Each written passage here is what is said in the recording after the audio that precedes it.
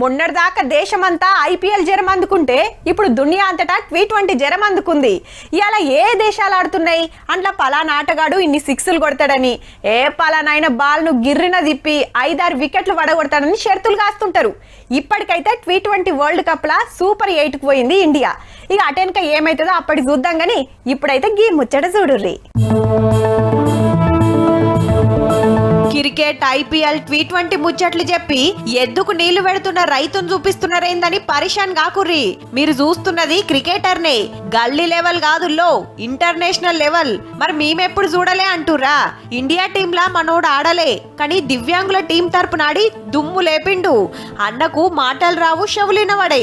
హగో bat పట్టంగానే 4లు 6లే. Bhupalpally జిల్లా పెద్దంపల్లిలో ఉండే అన్న పేరు రాజు. క్రికెట్ లా మండలం జిల్లా లెవెల్ నుంచి రాష్ట్రం తరపున ఎన్నో మ్యాచ్లాడి కప్పులు కొట్టుకొచ్చిన తోపు. అంతేకాదు లో దివ్యాంగుల ఐపీఎల్ కు మన సన్ రైజర్ టీం కు సెలెక్ట్ అయిందట రాజన్న.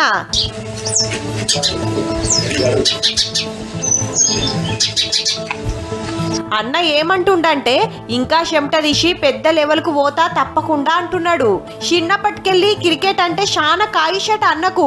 పేద కుటుంబంలో పుట్టి సవలతులు చక్కగా లేకుండా ఉన్నంతలా ప్రాక్టీస్ చేసి ఇంటర్నేషనల్ లెవెల్ కు పోయిన అన్నం చూసి అమ్మ అన్నలది చిన్న మురిపేం కాదు.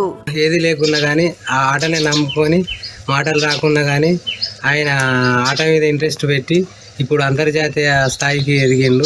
ఈ ఆట అంటే ఇష్టం. ఇప్పుడు జిల్లా స్థాయి నుంచి పెద్దగా ఎదిగిపోయింది. మాకు చాలా సంతోషం. ఐపీఎల్ సుత అదరగొట్టి ఇంటికే కాదు ఇండియాకే పేరు తెస్తా అంటున్న రాజన్నకు తీన్మార్ తరపున ఆల్ ది బెస్ట్.